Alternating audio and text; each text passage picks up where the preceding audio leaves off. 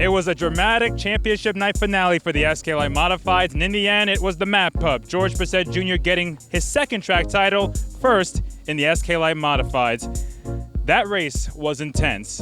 What was it like from behind the wheel in those last 5-10 laps, knowing you had to chase Brian Sullivan to get that championship? It was just super nerve-wracking all around day. I mean, even though I just had to do what I had to do and I knew what my job was, it was just the butterflies were going. So, coming into the race, we just did what we normally did and was chasing that neon orange car all night. And once we got to him and the yellow came out and, we got by him and then I saw him, disappear out of my mirror.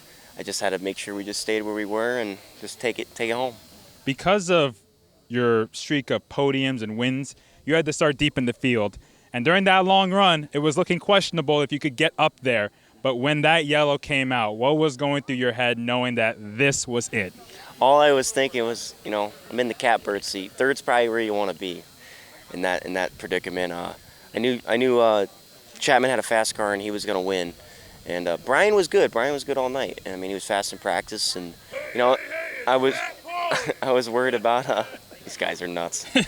I was worried about, he had a little bit faster car than we did. And, we struggled with a little bit of mechanical issue.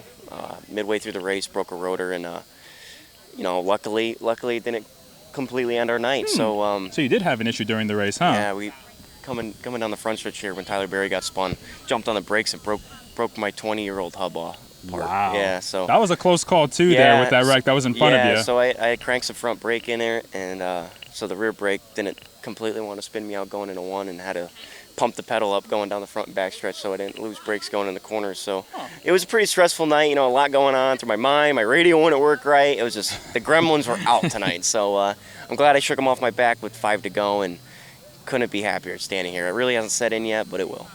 When you had your penalty midway through the season, I mean, you got pretty much one less start compared to everyone else that ran the whole year.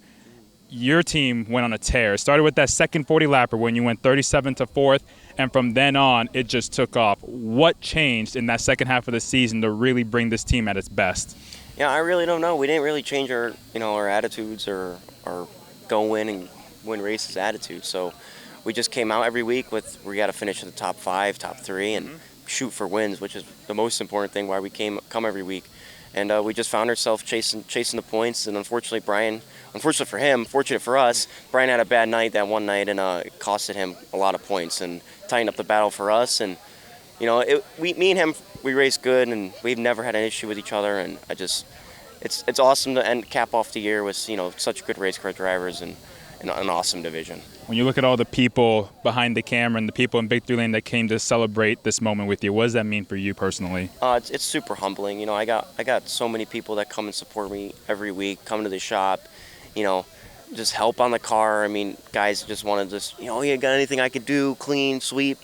And it's just really cool that people, look up to me. I mean, I'm just a 20-year-old kid. Yeah, you're still very young. Yeah, I'm really young, and just have people look up to me. I mean, adults, full-grown adults with jobs and houses and careers. And here I am just starting my life and moving forward and, working towards have my house and a family and all that stuff. And, and it's just really humbling that, people look up to me as a young kid and a driver. So, dude, that sign just walked over to you. You can't make this stuff up. That actually just happened. That sign just literally walked over and gave Bonza a little smooch on the leg.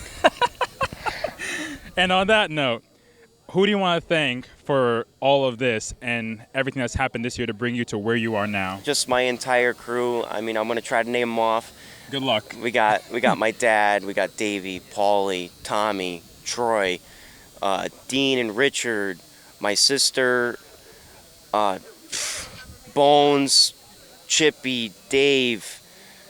Oh man, everybody that comes every single week. My mom, Jeannie, Brenda, all these people that come every week and support me and do everything, and all my sponsors, Alaska Roofing and Sheet Metal, Lee Seward Plumbing and Heating, Bagel Man, Northeast Fine Flooring and Design, F&M Electric Supply, Bertozzi Electric, Roger Electric, LaJoy Scrap Metal Recycling, Creative Racing Products, Airgas are supporting us with our nitrogen every year, McCarthy Seamless Gutters, Woodland Building, Butterite Tree Services, Brookfield Glass, Canoe and East Marina, Fairburn Brothers Building, just it's unbelievable. George Bartlett Welding, Heffron Heating and Cooling. I have amazing sponsors that want to see me win and want to see me do good, and I would not be standing here if it wasn't for them, because they let me allow to get the equipment that we need to do what we got to do. Street Stock Champion 2018. 5 years later, 2023 SK Light Modified Champion George Bessette Jr. Congratulations. Thanks, Bonssa. I appreciate everybody. I appreciate the Roots, all the contingency sponsors that helped us out this year, Napa, Casella, everybody that helped us out.